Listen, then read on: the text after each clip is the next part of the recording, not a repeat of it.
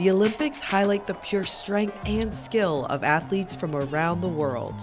It's just amazing, once-in-a-lifetime opportunity. The global stage also provides a prime opportunity to call attention to geopolitical and humanitarian issues.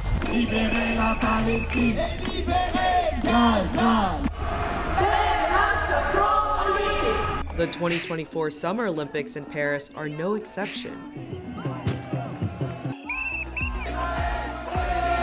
Boycotts and bans at the Olympics have a long history. Let's take a look back.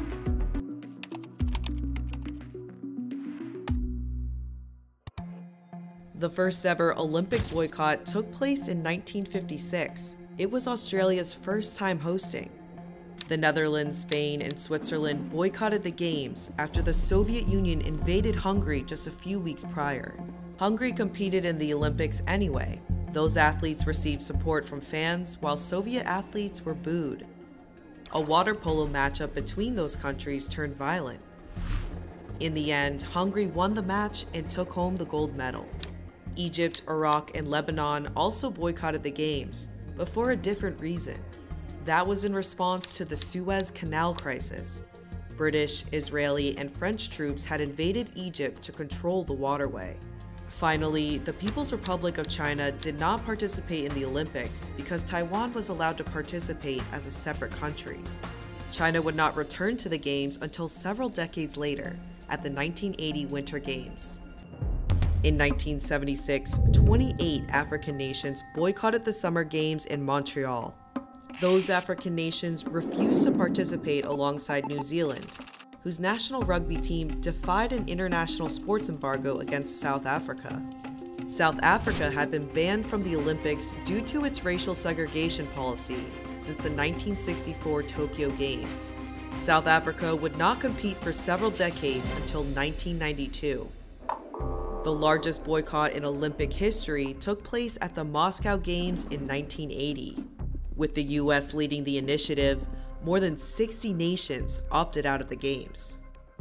The historic boycott was in response to the Games' host, the Soviet Union, which had invaded Afghanistan 1 year prior.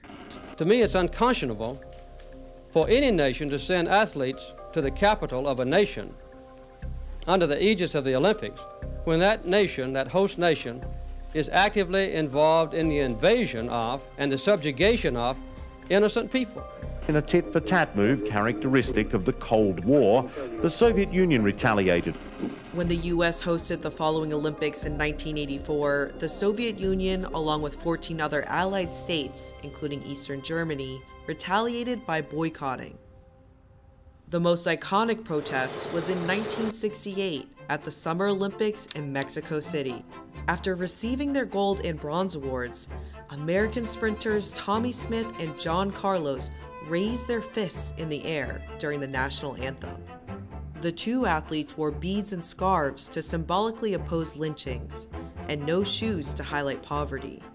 The purpose of their protest was to bring attention to the civil rights movement in America and call for equality around the world. They were also concerned after military troops and police officers massacred 300 student protesters in Mexico City just 10 days before the Games. Other African-American athletes joined in solidarity with Smith and Carlos, donning black berets.